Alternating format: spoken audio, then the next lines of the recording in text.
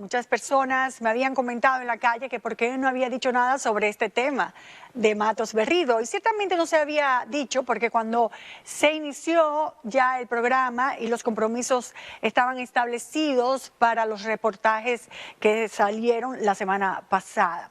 Pero todavía podemos abordar algunas cosas, porque ciertamente cuando se intentó hacer este homenaje que la DILIDOM después retiró gracias a las quejas de las redes y en específico al testimonio de una de las hijas de la asesinada por Matos Berrido a través del programa de María Cela Álvarez, pues la gente recordó y la gente conoció. Me llamaba mucho la atención cuando veía comentarios como, ay, yo no sabía que eso había pasado, yo no sabía que ese señor había pasado esto. Y él no tiene derecho al olvido porque ni siquiera fue condenado, no tiene derecho al olvido. Derecho al olvido tiene una persona que fue condenada, cumplió sus años, se arrepintió y necesita un borrón y cuenta nueva. En el 2008, cuando hicimos un trabajo de algunas irregularidades del BNB, institución que también él dirigió, pues ahí hablábamos de que había asesinado a su esposa, que ya estaba en proceso de divorcio y que según algunas versiones había recibido ya los papeles de divorcio. La verdad que en esta época fue un escándalo, no crean que no fue un escándalo cuando se supo la noticia de que este funcionario, que había sido funcionario del gobierno de Balaguer por mucho tiempo, pues había cometido ese hecho que estuvo cobijado por el gobierno de Salvador Jorge Blanco, porque hay que recordar que el PRD estaba en el poder en ese momento.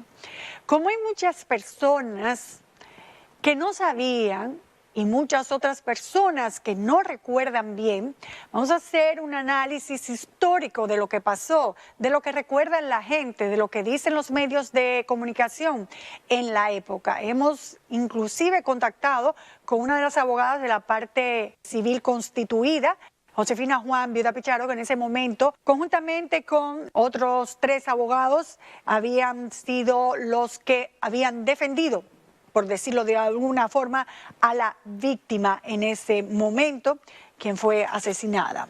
No homicidio, sino asesinato. Porque parece que realmente le dio tiempo a esperar, a desinflar las gomas y a darle el tiro de gracia en la cabeza. Pero también vamos a recordar que aparte de esto, este funcionario no ha sido pulcro en el manejo de las instituciones que ha llevado. Y de hecho, recibe una pensión actualmente del Estado millonaria, por encima de cualquier presidente de cualquier parte del mundo. Vamos a recordar, porque recordar el pasado nos obliga a ser mejores en el presente y crear un mejor futuro para otras generaciones. Los periódicos de la época recogen diferentes versiones acerca del asesinato, pero en lo que coinciden todos es que el hecho ocurrió hace 36 años, la noche del 31 de octubre del año 1982, en los alrededores del Hotel Embajador. Cuando Eddie Gómez intentaba marcharse del lugar, notó que las gomas delanteras del carro estaban desinfladas. Ella y su acompañante en ese momento, que no se estableció ningún tipo de relación, se disponían a cambiarlas cuando Leonardo Matos Berrido se les acercó y le disparó a su esposa por la espalda con una pistola calibre 9 milímetros, impactándola en la nuca, herida que minutos después le causó la muerte. Las declaraciones de esa noche de la policía hablan de que él se había entregado, pero no dicen por qué. O sea, no lo vinculan al crimen. Porque desde ese momento comenzaron a funcionar las redes de relaciones que lo ampararon al punto de que nunca fue condenado. Y de que un tiro en la nuca pasó como accidente. La versión que Matos Berrido le contó a la policía en ese momento, según los medios de la época, fue que encontró a su esposa Edith en el parqueo del hotel y que ella estaba despidiéndose de un hombre con quien andaba y le preguntó a este si no sabía que era una mujer casada. Luego se produjo la supuesta discusión. Al ver esto, Edith trató de intervenir y en el supuesto forcejeo se escapó el disparo que le cegó la vida, lo que establece que fue accidental. Desde el principio hubo algo que no encajó en la versión de Matos Berrido, pues si Edith participó en el forcejeo, como él afirmaba, entonces, ¿cómo recibió el tiro en la nuca? Si la lógica indica que el disparo debió, en tal caso, impactarla de frente. Yo lo siento como que fue el primer día. Porque cuando uno se hace justicia, es demasiado frustrante para un abogado. Porque a veces se hace justicia media, pero aquí no se hizo ninguna, ninguna. Otro cabo suelto en la historia de Matos Berrido en su versión es que supuestamente se encontró a su esposa casi por casualidad. Pero según la versión del testigo Manuel Antonio de Olio Alcántara, quien era acomodador de los vehículos en el hotel, el ex funcionario aguardó por horas dentro de otro carro acompañado de alguien más, hasta que Edith Gómez saliera del lugar. Y cuando la vio salir acompañada, se le acercó y le disparó a la mujer mientras estaba de espalda.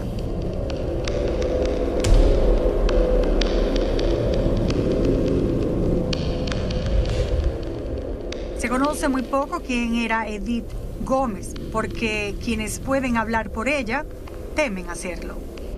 Sabemos que era de Lima, Perú, que su padre era militar, Octavio Gómez, su madre se llamaba Susana Tudela. Tenían fincas de pollos y huevos y algunos restaurantes en Perú, por lo que era de una buena familia económicamente hablando. Vino al país a los 17 años, se casó a los 18 con Jorge Miguel Ibarra, tuvieron 3 hijos y a raíz del divorcio se fue a Perú por un tiempo. Cuando volvió, a 2 años de haberse ido, trabajó en la ODC. Luego de salir de este trabajo, puso negocios propios de bienes raíces, de préstamos y una mueblería que fue muy famosa en su época, El Junco, que era de mimbre y ratán. Edith había recibido ya algunas amenazas y de hecho se ha dicho que una de sus asistentes en la tienda El Junco, de nombre Mayra Chevalier, que tenía un gran parecido físico a ella, denunció ante la policía que fue víctima de un extraño atentado cuando transitaba en el carro de su jefa por una de las avenidas de la ciudad.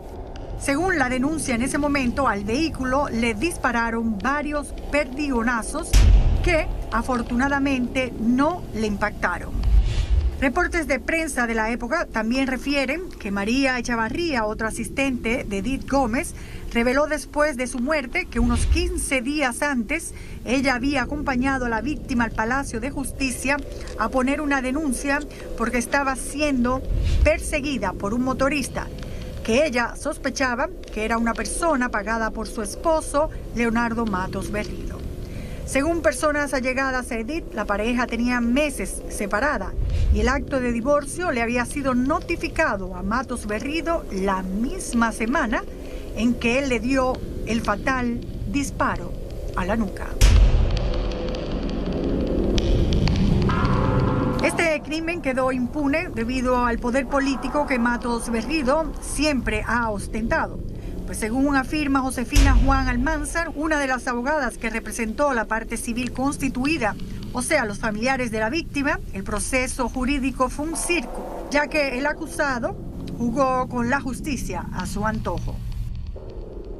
Instancia, procurador, al departamento de prisiones. ¿Pero y qué? Si era arriba que estaba la componente.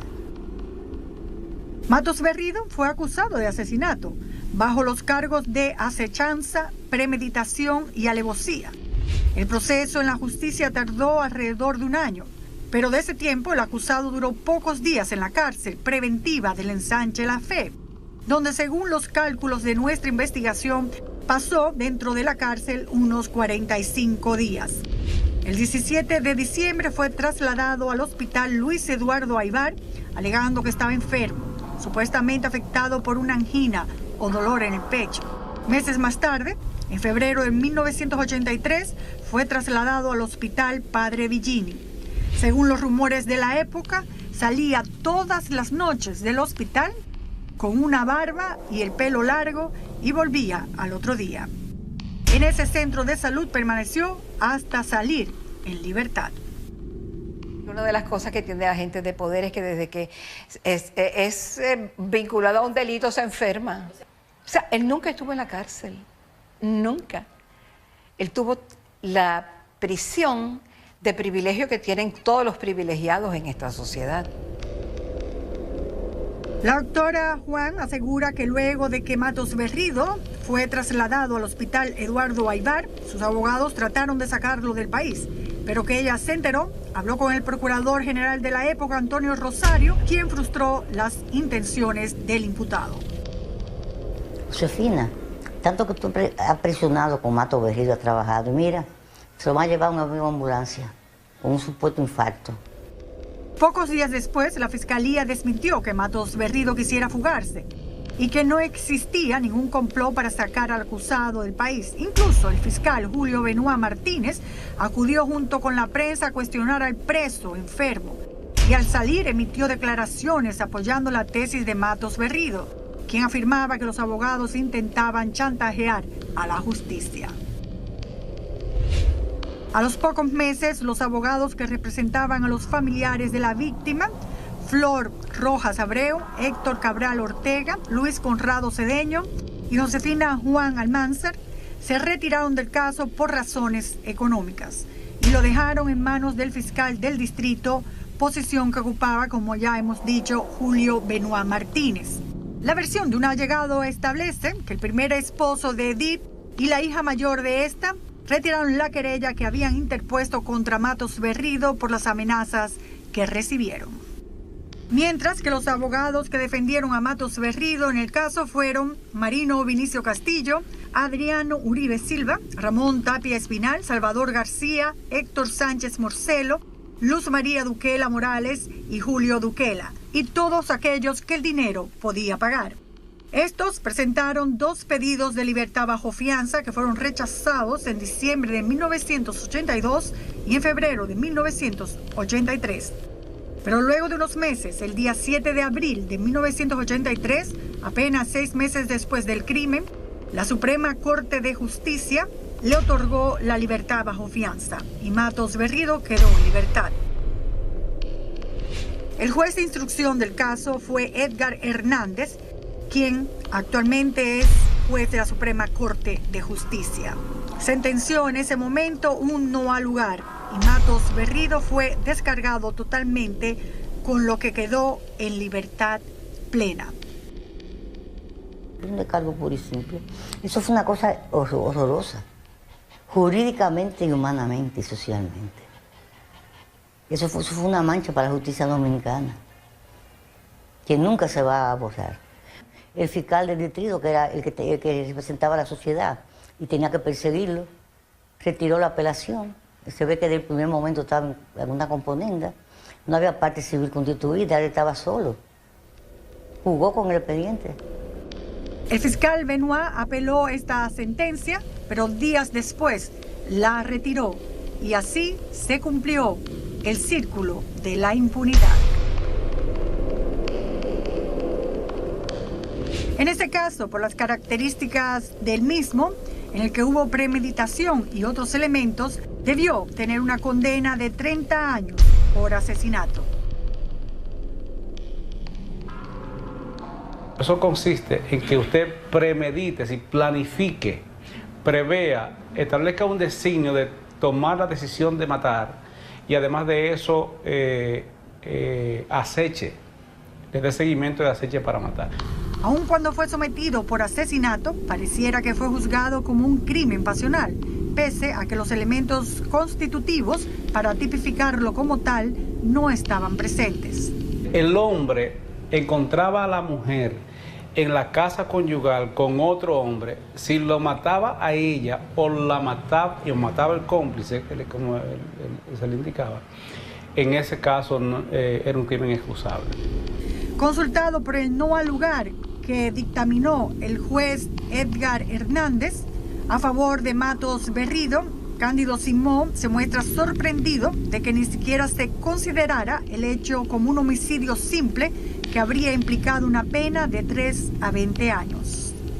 no hay jurisprudencia que exima a un hombre celoso o una mujer celosa que mate a su pareja de responsabilidad penal por un crimen pasional. Eso no existía ni existe aún en la legislación dominicana. Eso fue una aberración, porque el homicidio, si hubiera sido pasional, tenía de 5 a 10 años. Que fue un accidente, también tenía de 6 meses a 2 años.